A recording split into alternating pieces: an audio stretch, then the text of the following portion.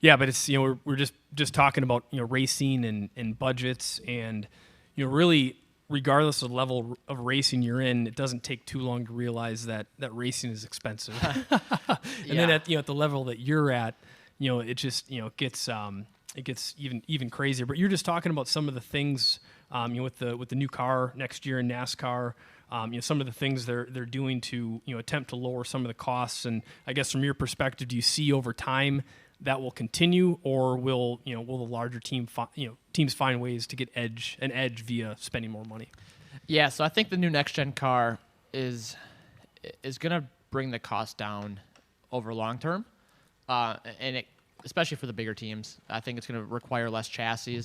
But right now, with the development going on, and especially for the small teams too, I can tell you teams are spending more. I mean, even just the teams that I've driven for, the Rickware Racings, the amount that we're spending this year compared to where we were last year, it's tripled the budget just because everything's brand new. We can't buy secondhand parts, and there's only, out of the 40 Cup Series teams in NASCAR, there's really only 10 teams that are really on a strict budget like that. So the other 30 teams could still be spending the same.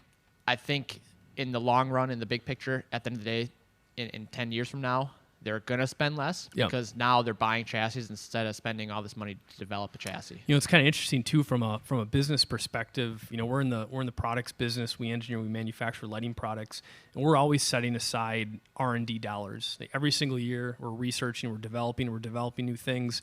And I would think that maybe what you're saying is a lot of the smaller teams, they have an operating budget, but the R&D budget more or less isn't there. Yeah. Where the larger teams, they're always going to be investing in R&D and and operating as well.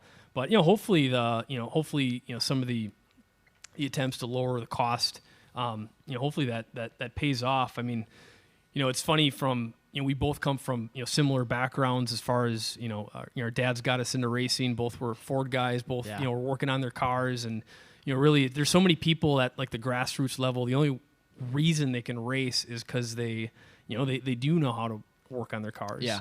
And they're kind of mechanic drivers, and it's been interesting kind of watching you get into NASCAR and just seeing things from that perspective, and just it's just a different animal. I'm frowned upon now if I touch the car in the Cup Series, to be honest.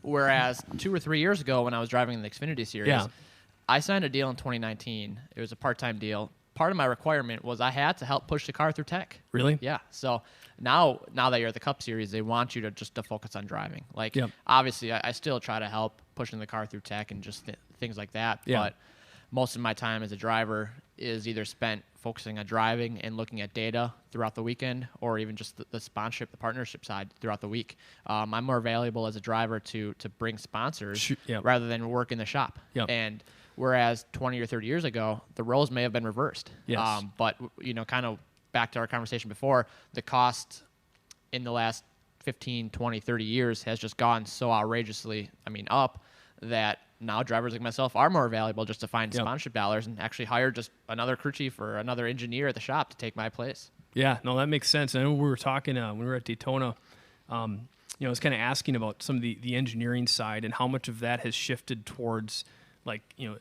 digital. So are there software packages, or if you look at automotive engineering, cars are built and simulated in the digital environment long before they ever get into the physical world. Yeah. And I would imagine some of the larger teams, they have to kind of emulate a lot of the stuff that the automotive engineering world does. Yeah. So how has that shifted the last couple of years during the pandemic, where teams aren't testing as much? Do you see people taking advantage more and more of some digital engineering and simulations, or what does that look like the last couple of years?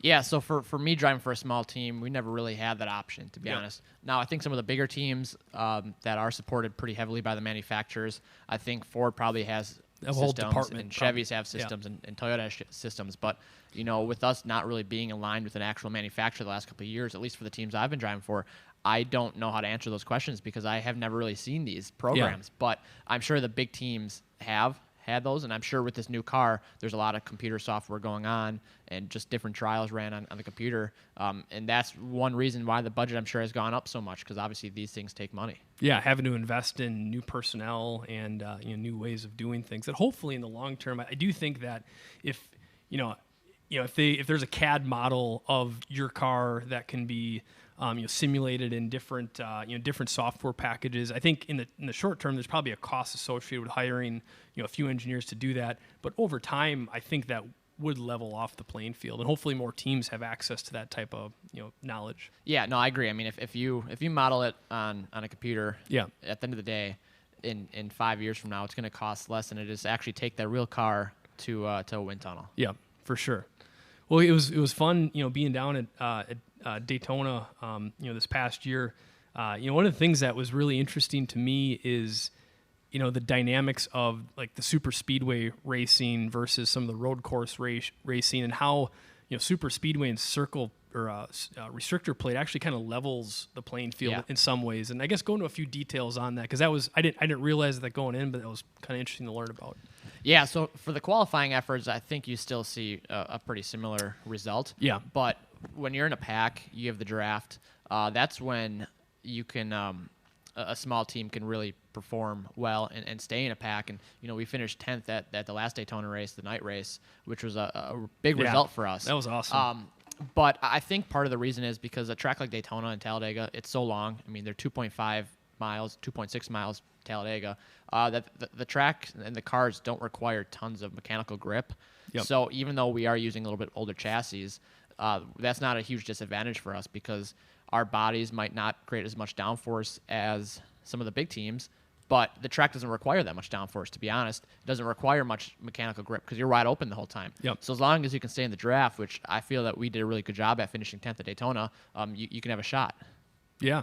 Yeah, and then because they did there were 3 races at Daytona, right? There were two super speedways and then the road course. The road course, yes. And you had a really good good result going at the road course race. It was the following weekend, I believe. Yeah. Yep. I guess what happened at the end? Yeah, so Daytona 500 was the first weekend. Yep. The second race of the year was the Daytona road course. We had a pretty solid result. I think we would have probably honestly had a really close to top 20. And with, I think, 3 laps to go, I was going into the last chicane that they added just for our NASCAR race cars because they're so heavy. Yeah. They needed to slow the cars down before that first braking zone. I went to hit the brake pedal, and the pedal went to the floor, which I guess our used parts didn't hold up, to be honest. So our brake rotor exploded. Yeah. And it could have been really bad because those pieces went in the grandstands. I mean, the rotor exploded. There were parts everywhere. Luckily, I didn't hit anybody else. It was a temporary chicane they added, so I was able to just go straight. And I didn't clobber my teammate, but I was really freaking close. Yeah, that's one where you feel lucky and unlucky all at the same time, right? Yeah, so I was able to just kind of coast in. I coasted down pit road. I came to stop all the way at the end of pit road. I got out of my car because my car was on fire.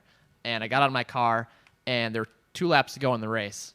And there's officials right there, but they're not putting the car out. Because if they would go over pit wall onto the hot racetrack where my car was, even though it's pit road, it's still hot. So as long as there was to be somebody on pit road, they would have to yellow flag the race. Well, they didn't want to because there's only 2 laps left, and it was a pretty good race. So I just sat there watching my car. It didn't burn down completely, but the whole front end was on fire. So it was a little unfortunate, but at the end of the day, could have been worse. Yeah, right? Yeah. I could have lost brakes at turn 1 at Road America or turn 5. What, hasn't that happened? Hasn't that happened to you before? Unfortunately, yes. Yeah, just me and used parts don't add up. Yeah. It's unfortunate, but it's part of our sport. These cars are so heavy. High horsepower, heavy and long races. But I guess on the Road America topic, that was another good finish. That was a fun weekend. Yeah, you were in 2 races. Yeah. So we had the Xfinity race on Saturday. It was 4th of July weekend. Yep. And then the Cup race on Sunday. So that was the first time the Cup Series came to Road America. I know they had a record crowd there at Road America, so that was cool. I mean, it just felt packed, and it was the busiest sporting event ever held in Wisconsin. So that was cool. I think over 150,000 people there. So on the Xfinity side on Saturday, we were really, really fast. Yeah. We were running in the top 10. That was fun to watch. And then I got taken out. I mean, clear as day, I got taken out by somebody behind me who lost brakes. So it just shows that these cars definitely lose brakes at road courses. And then Sunday we had a solid 23rd place finish with Screamin' Sicilian Pizza on the car. So that was pretty cool to have a hometown sponsor and have a good finish for them. I mean, we beat. You were chasing Bubba Wallace. at the I end, passed him. Yeah. We beat teams that spend just 5 or 6 times what we did. So it was a cool finish for us at the time. That was my career best finish. So it was a good day at your home track. Yeah, it was an awesome weekend. So next year we're back 4th of July weekend, a brand new car, which is essentially a road course car. So I think next year is going to be even better. Nice. So, we talked about some of the highlights. If you kind of zoom back and look at the year in review, like what are some of the things that come to mind? Yeah, so I think, top 5 in no order would be the Daytona 500, which was cool, and you guys were the sponsor on that. So that's cool that Wisconsin Lighting Lab was the sponsor of my first ever Daytona 500. That's something that's never going to be taken away. No, we appreciate that. Thank you guys. That was a cool experience to be a part of, because that's something that, to be honest, I never thought that I'd be able to achieve in racing the Daytona 500s, because I knew that I could make a career in NASCAR, but I didn't think that I'd be in the biggest race really in the country. So that was cool. Our top 10 at Daytona was another great memory. Our finish at Road America was cool. Our finish at Indianapolis Road Course, which was a really chaotic race, but we still finished 17th. That was cool. And then I'd say another memory would probably be Bristol Dirt. I mean, I've never raced on dirt before, and in the NASCAR Cup Series, that was a pretty cool feature. Well, I know it was a lot of fun in iRacing. I can't imagine what it was like in real life. It was different. I mean, it was kind of like you're driving on dirty asphalt, just because the track rubbered up so quick, and it got so hard packed that really you couldn't drive it like you thought you would. I didn't like it.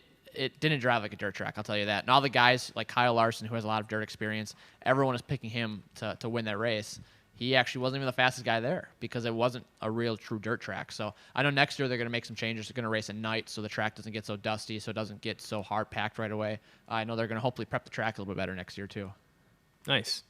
So do you spend time to like take a step back and enjoy it? I know you spend so much time on the business side and with smaller teams and not necessarily you're providing a lot of your own funding via your partners and your sponsorships, but do you ever just like have fun and enjoy it? Yeah, it's really hard to do, and there's times where I do take a step back and I'm like, I'm really kind blessed of to be in pinch this yourself situation. a little bit, yeah. But I'd say most of the time I don't really feel like that. Like I always feel like there's something more to achieve. I mean, even last year racing full time, I mean, I worked incredibly hard every single week to try to bring in more partnerships so we could race better, so we'd meet the dollar amount we needed. My goal for 2022 is to have all that taken care of before the season even starts. And I think we're really close to that. So then I can actually focus on being a driver throughout the season.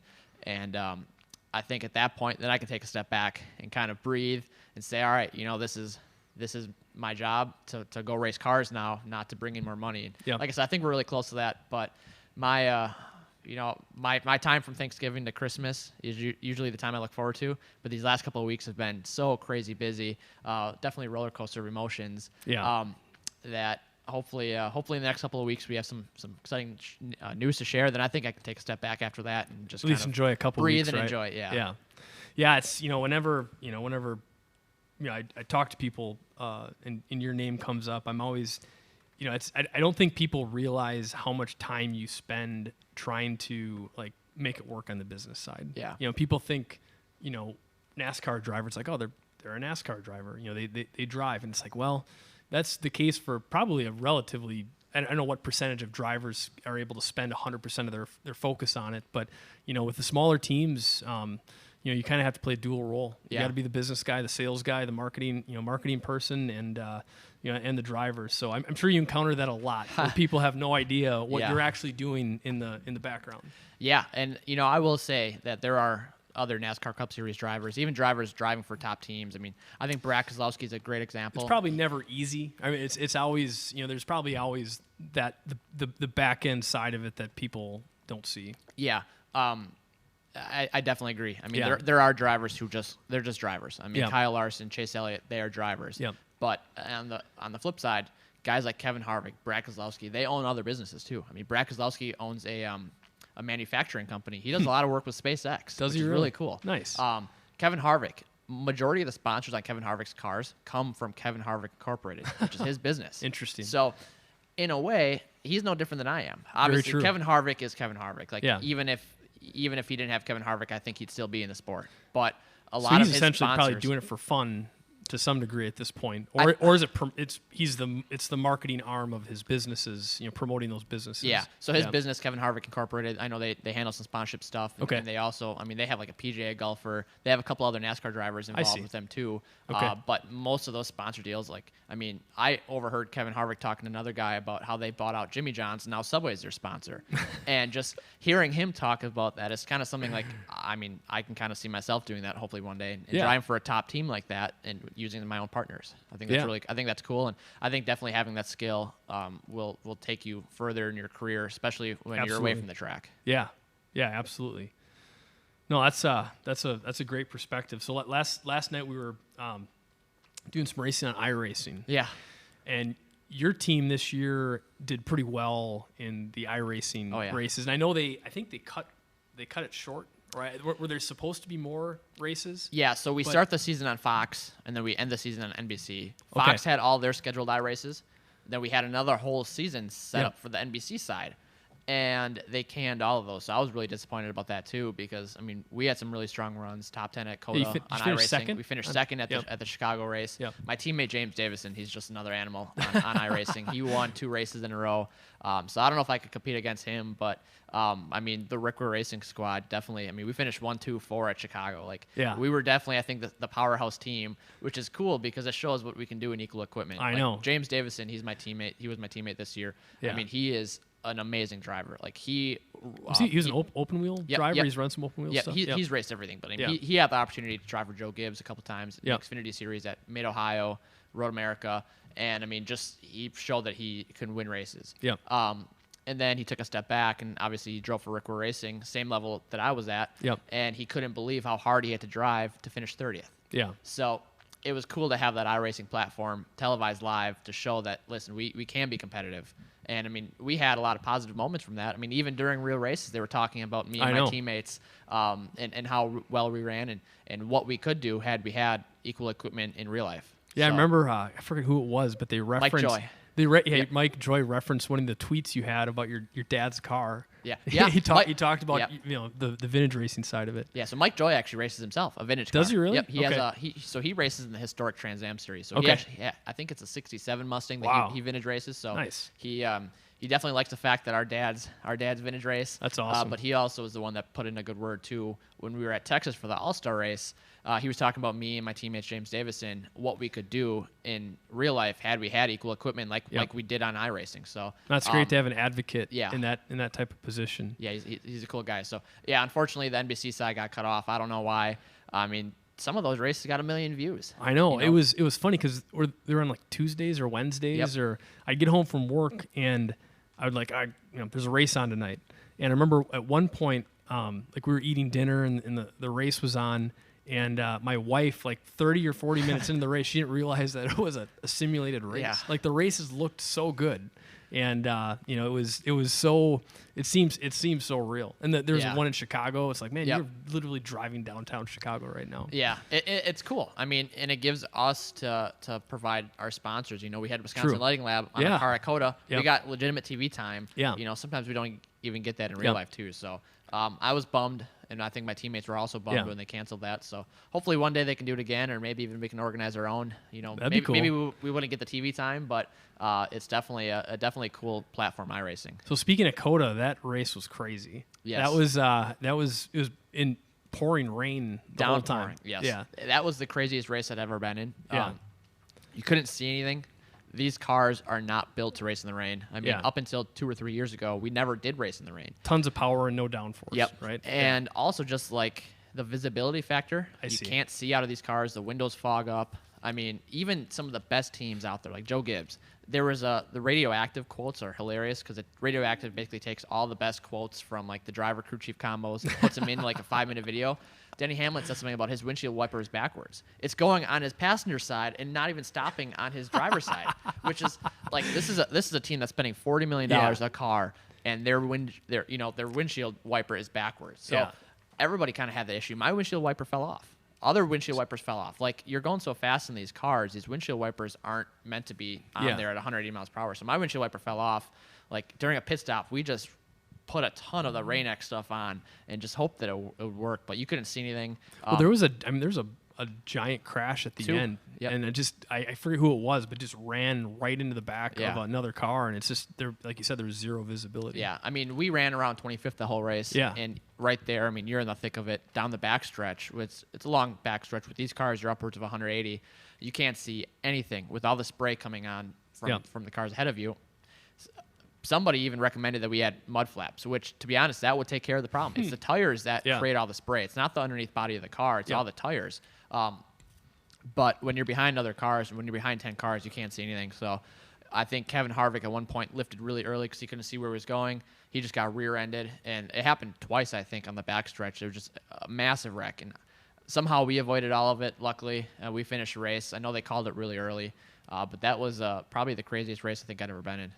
Yeah, no, it was wild to watch on TV as well. So I think I don't know what the driver I don't know if drivers like the fact that NASCAR runs in the rain now, or I'm sure, it's kind of it levels the playing field. I know at Road America a couple of years ago, you led a few laps in the rain. Yep. So I don't know if it's, some of the smaller teams like it, the larger teams don't, or what, I guess, what do you hear?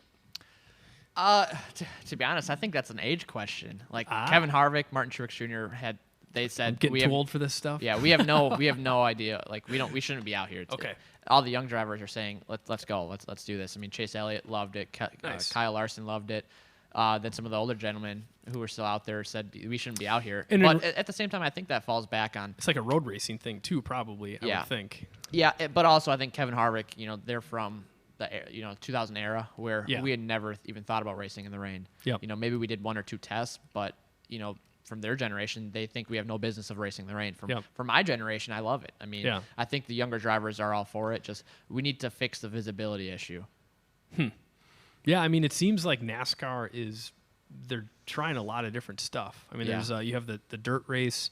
There's a race in California now. Yeah. The Coliseum. Yep. Read a little bit about that, and just I think the road course racing seems to be more and more important. I mean, just judging by the turnout at Road America, I would like to think that's a pretty good impression for road racing in general. So it's cool to see it changing in recent years. Yeah, so I think this next gen car, it's essentially it's a road course car. Yeah. That's really what it is, that we're going to try to make happen and make handle well on ovals. Whereas I see. the car that we it's kind of the opposite of what's always been done. Exactly opposite, which I see people have mixed opinions about because how many ovals are there versus the road courses? There's 30 ovals versus 6 road courses. So the majority of the races, you're going to be fighting the balance of the car, just because the car has so much downforce. It actually doesn't drive nearly as good as the cars that we're racing right now on some of the mile-and-a-half tracks. But some of the short tracks and the road courses, it's going to be awesome at. But it's kind of flipped, and even in my opinion, I think it's going to be great for me since I have a road course background. But on the ovals, it's going to be really challenging to drive. Yeah. What's it like at high speed on the ovals, like some of the super speedways from an aero standpoint? I've had a lot of fun driving, some of the super speedways on iRacing, and I don't know. Obviously it's a simulation, but I think even with the current car, some crazy things can happen when you're passing, you're drafting, and more or less what you're saying, that'll only be amplified with the new car since that's more or less optimized for road racing. Yeah. So you kind of feel like you're kind of floating when you're out there and you're in a pack. There's not much downforce in your car. You feel like the car is just kind of moving around, like walking around, like almost like a dart with no feathers. Like it just kind of walks around. And that's terminology a lot of people use. A dart with no the things in the back. You know what I'm talking about? Fletchings. Yes. Fletchings, yeah. So it's definitely at 190 miles per hour uncomfortable. I think that's a great way to put it. Now, when you're out there by yourself, you have all the downforce in the world. But when you're 3 wide at Daytona, and Daytona's pretty narrow, that's definitely when there's no downforce in your car, and it's very uncomfortable. I mean, the rear end of the car can just step out at any moment because you're side drafting. These cars have a lot of right side downforce, called side force. And when you have a car, you're outside, they're taking all that air away. So all it takes is for the car in the middle or the car in the bottom to lose it. Yep. And then that's when these 20 car wrecks happen. So are you thinking about it that technically when you're out there, or at this point it's just kind of happening? Like you're more or less in the game and you're just reacting to it, or do you know that when somebody comes up to you on a certain side, it's gonna get crazy? I think there's drivers that do think about that. Yep. I think Denny Hamlin, I think he's one of the best super speedway racers Yep. there are, because I think he puts himself in a position where he's not going to get kind of moved around like that, Yep. like by the air, because you can get moved around by the air. I mean, you can not touch somebody, but you can drive their door and get them loose and spin them out.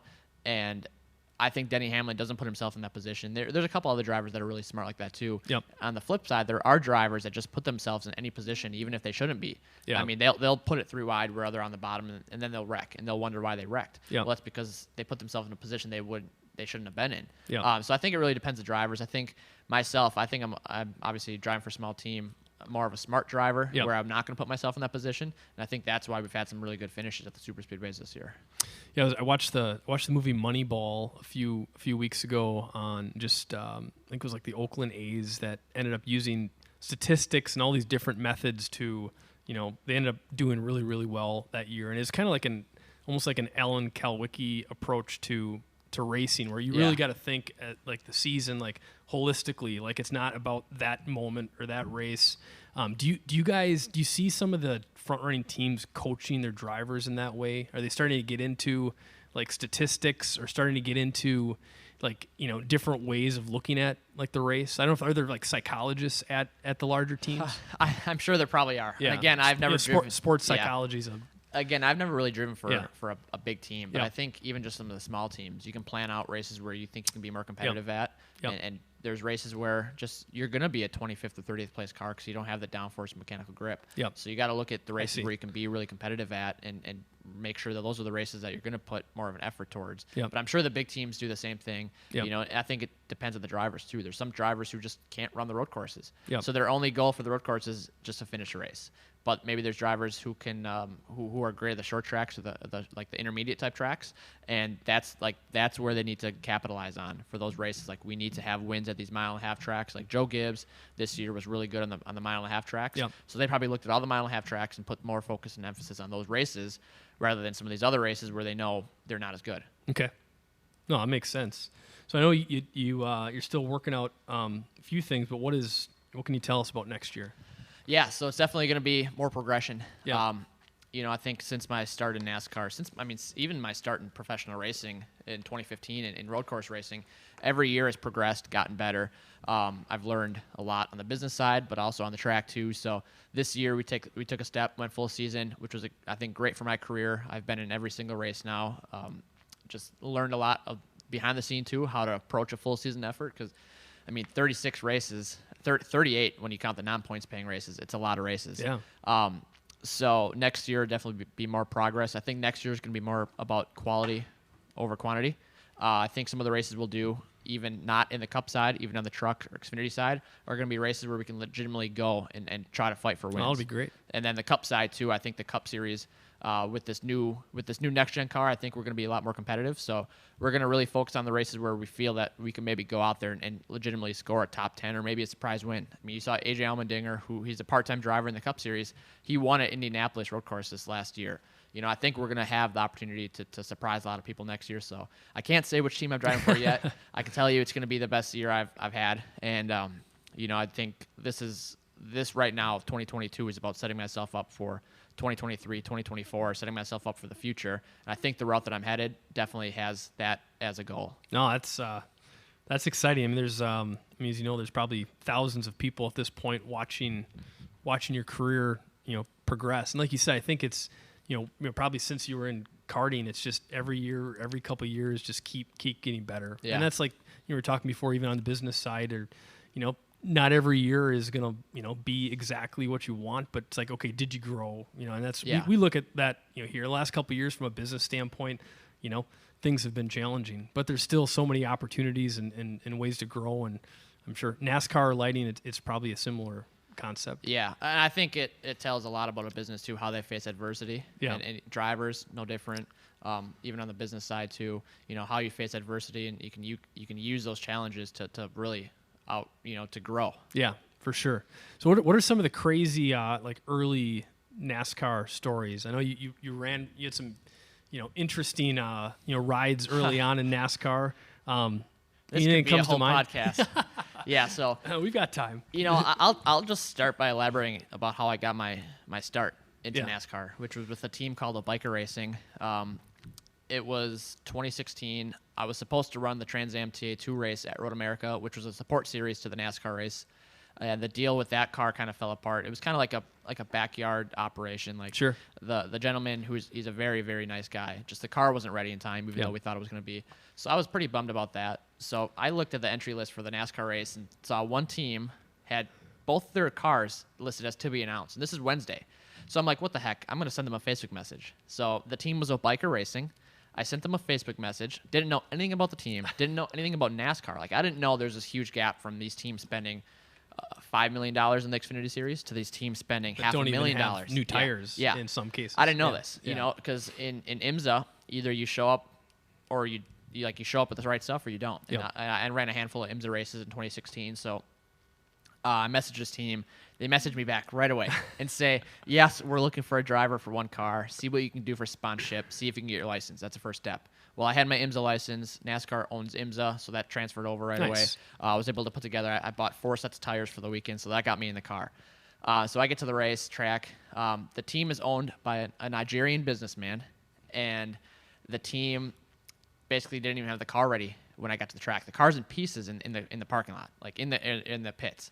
And I'm like, what's going on here? Like, this is the backup car. And they're like, no, we need to finish converting this car to a road course car. So I'm like, all right, I guess I understand. This is a small team.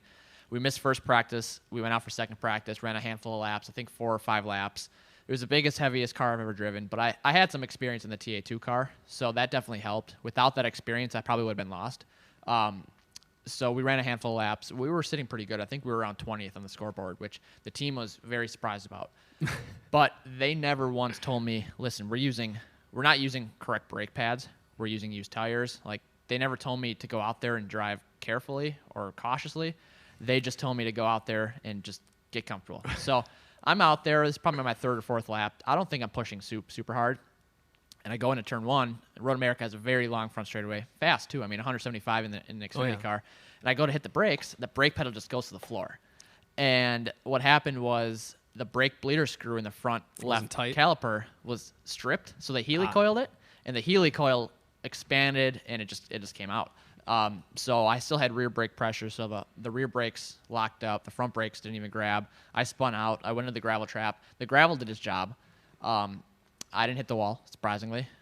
And, I mean, I don't know how I didn't hit the wall.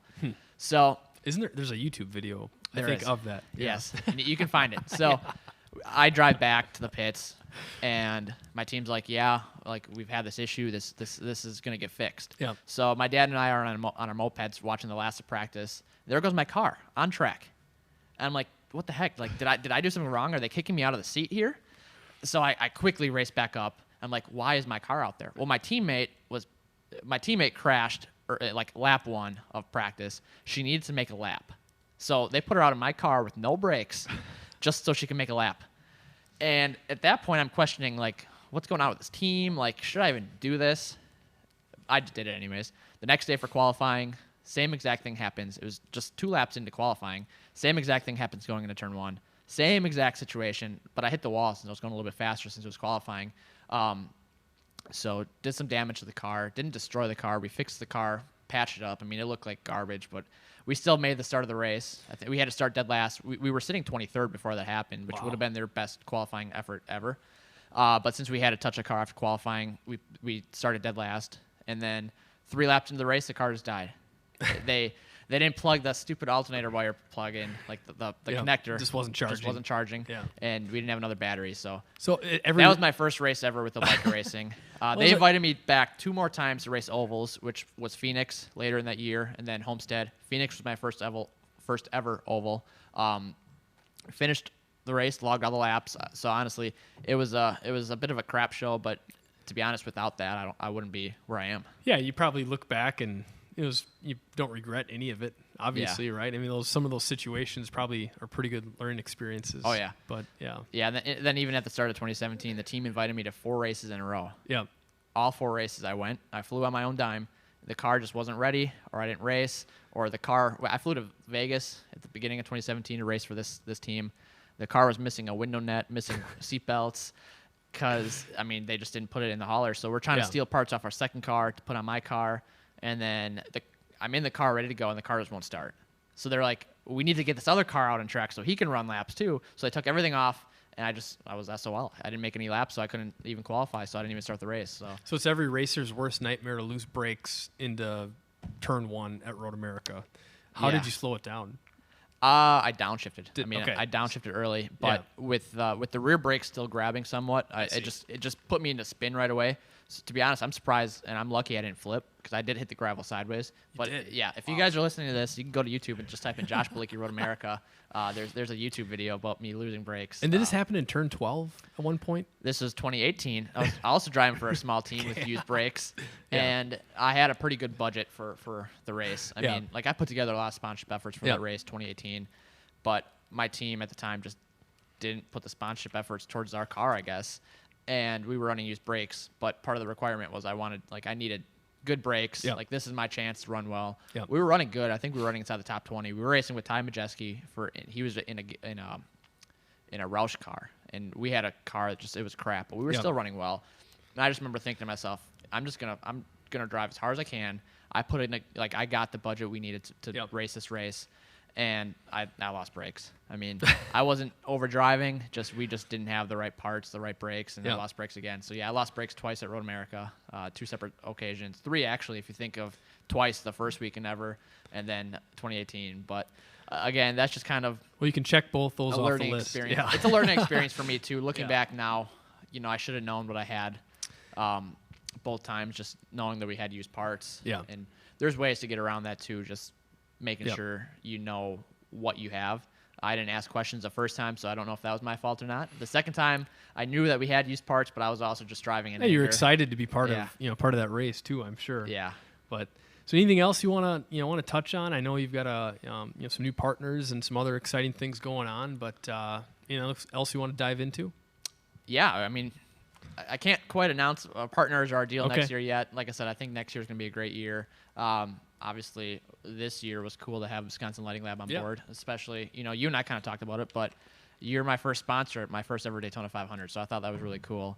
This year was a good year. I mean, we finished the highest out of our 4 Rico Racing cars. We had the best 2 finishes of the year, which was 10th at Daytona, 17th at Indy, so I look at that as a positive. I finished the last 33 races running, which is the second highest streak in NASCAR Cup Series. So it was a good year. To be honest, it would have been possible without you guys. So thank you guys, Wisconsin Lighting Lab, for coming on board, and hopefully there's more to come on both of our sides. Yeah, I hope so. It was fun to play a small role in the season, and it's funny how many people came out of the woodwork once we announced it, and just very positive vibes overall, and just kind of the rally around a Wisconsin driver, and just getting contacted from people, and people that have followed you, and I mean anything we can do to play a part in it, and thanks for a lot of fun. It was fun to be part of Daytona, and I'd been to the track once for a tour,